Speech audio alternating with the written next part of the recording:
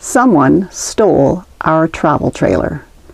In this video, I'm going to tell you how that happened, what we did wrong, and how you can avoid having the same thing happen to you. Hi, and welcome to Honey and Me. I'm Susan. Yes, you heard me right.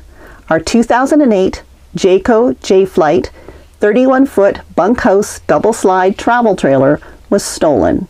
And it was stolen while we were 2,000 kilometers away in our cabin in the Yukon. Normally in the fall we take the trailer down to Tacoma, Washington, where my sister and brother-in-law live. They have a large fenced backyard and the trailer is very safe there. And then after the new year we go down and pick it up, and that means we don't have to have the trailer stored up here where we have a lot of snow, or pull it down there over snowy, icy roads. This year was not a normal year. This year we're dealing with COVID, and because of COVID, the border between Canada and the United States is closed. Our snowbird trip was definitely canceled. So we needed a place to store our trailer. Now we could store it at home, but there's always the worry that we are going to get a lot of snow, because we do get a lot of snow. And we're not home in the wintertime, so there's nobody here to make sure that the trailer's okay, to shovel the roof off if it needs to be shoveled. We needed some place to leave it. We thought about RV storage places, but because everybody else is in the same boat as us and not able to go across the border for the winter, they are full.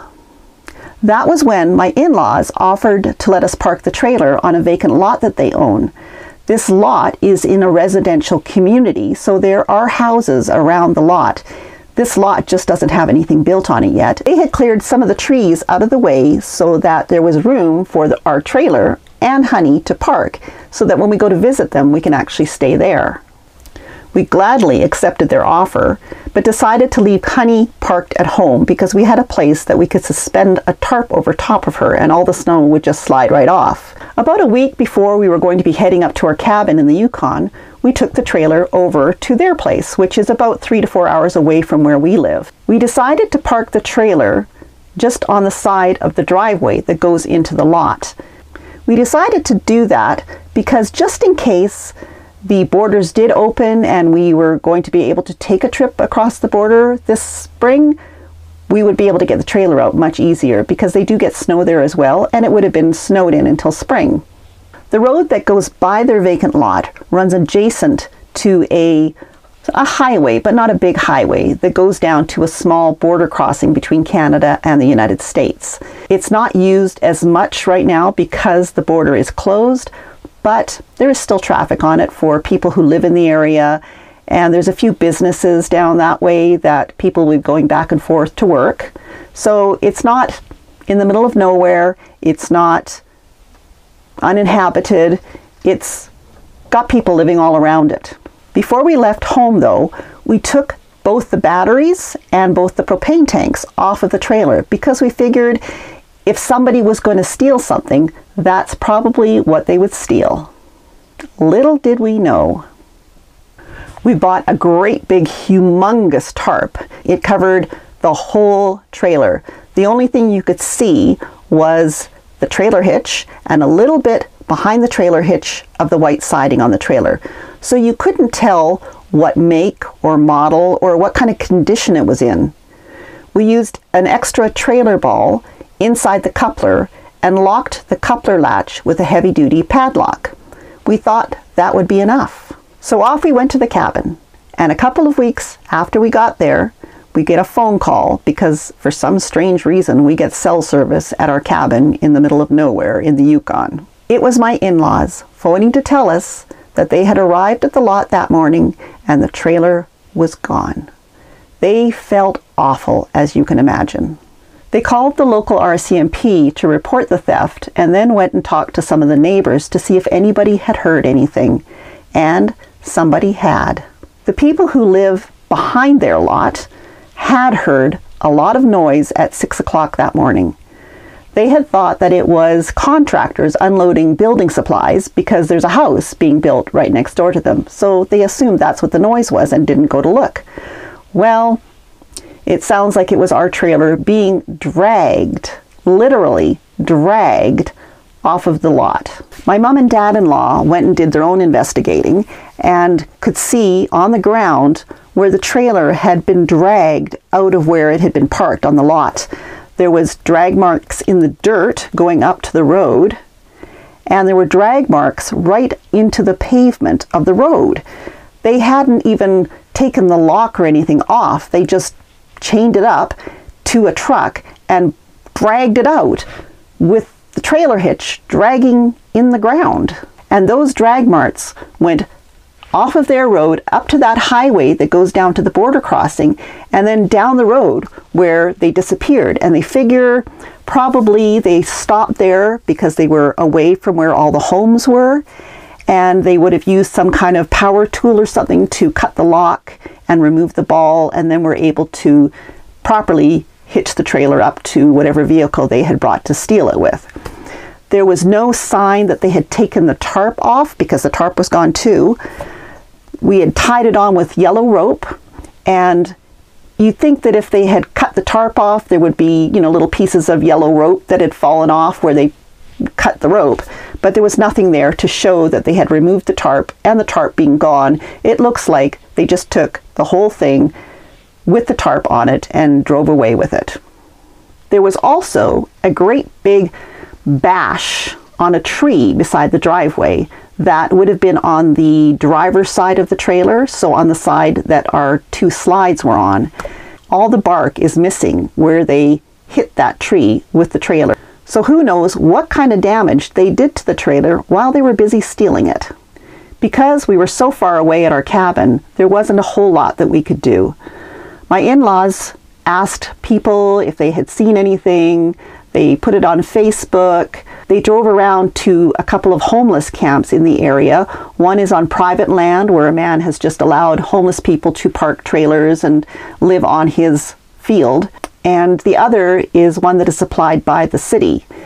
And people do have travel trailers, RVs, whatever, that they live in on these pieces of property. But they weren't able to see our trailer parked there anywhere. So who knows where it went. The problem with trailers is that you can park them on a field somewhere, in the backfield, in the bush, wherever, and you don't have to insure them. So you can live in them and then desert it or abandon it or whatever. Just,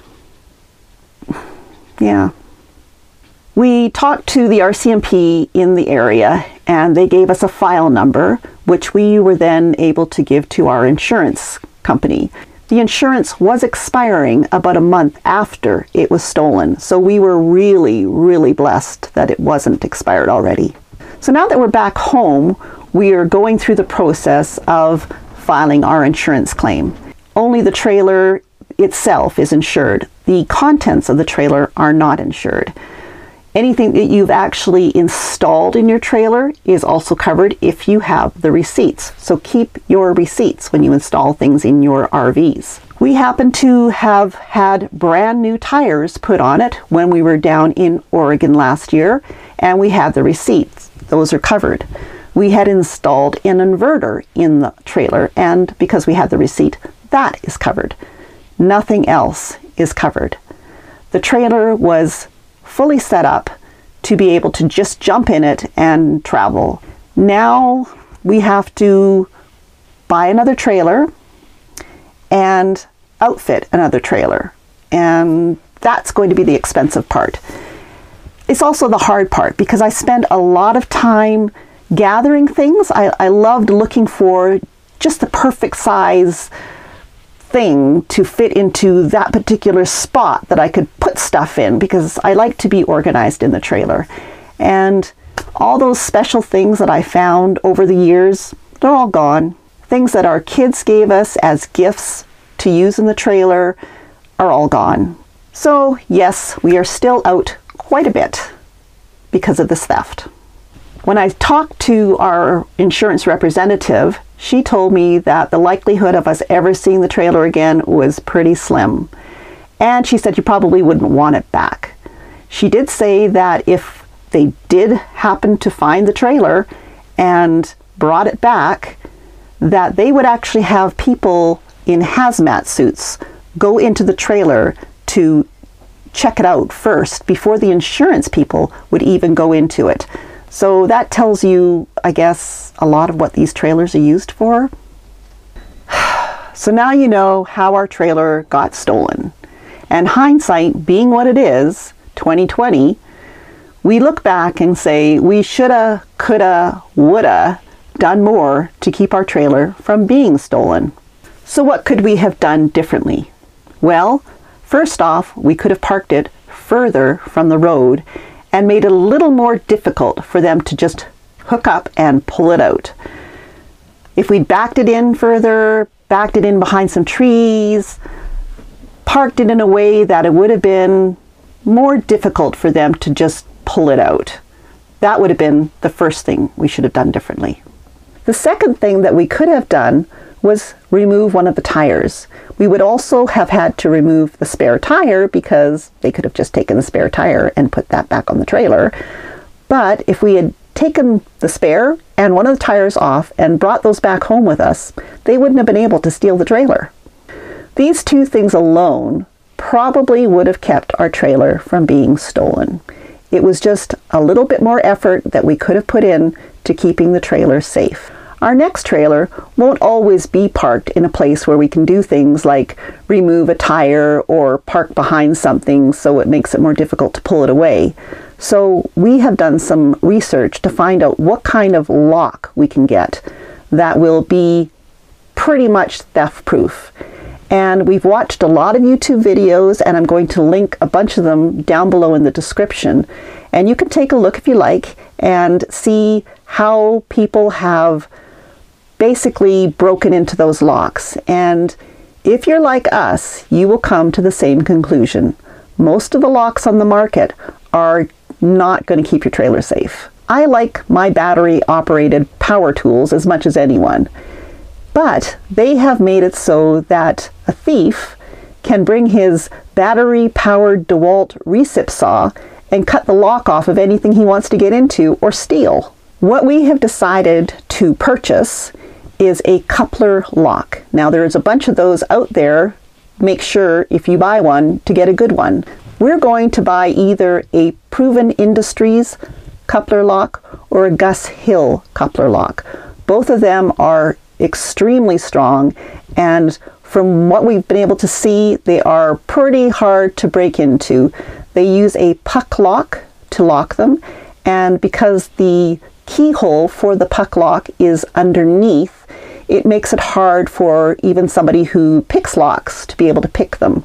The GusHill is cheaper than the Proven, so those are the two products that we are looking at purchasing.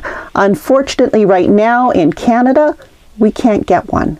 So we're going to have to wait until we take our new trailer down to the States, and we will have to find one when we get down there.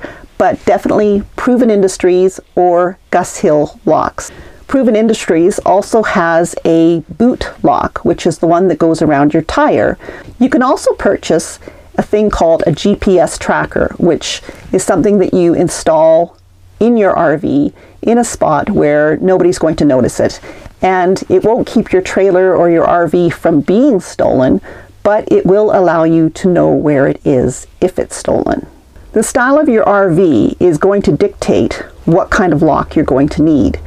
If you have a travel trailer like we did, then a coupler lock is going to work, or a boot lock.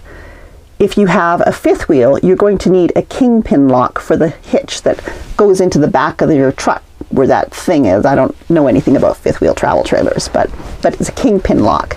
If you own a Class A or a Class B or a Class C RV, then you're going to have to do some more investigating to find out what will work best for your situation. For Honey, I'm going to be purchasing one of the steering wheel locks so I can lock the steering wheel every time I leave her unattended. The other day we went into town, and because of our trailer and the situation we had with it, I was checking out other people's travel trailers, and these were parked in their driveways, beside their house, on the road, and you know what? I didn't see a single lock on any of them. They were all sitting ducks, just asking to be stolen. Think about how it would feel if someone broke into your house and stole your big screen TV, your jewelry, and your other valuables, but didn't just take those things, they took the house too. Having our lovely travel trailer stolen was a real blow, and I'm still mad about it. But it could have been a lot worse. The insurance on it could have expired and we would just be completely out of pocket. As it is, we will be getting enough money from our insurance to buy ourselves a new to us trailer, which I am excited about because I love doing the makeover part of it. So it's going to be giving me a chance to do another trailer makeover, which I will enjoy. But knowing that someone has rifled through all of the things that we had in the trailer, all the magnets that we collected from the places that we visited, all the things that we had in there that were precious to us are all gone. It feels very much like being violated. Yeah. It's not something I want anyone else to have to go through. So please do yourself a favor, do your research, buy a good lock, and protect your trailer. Thanks for watching. Bye.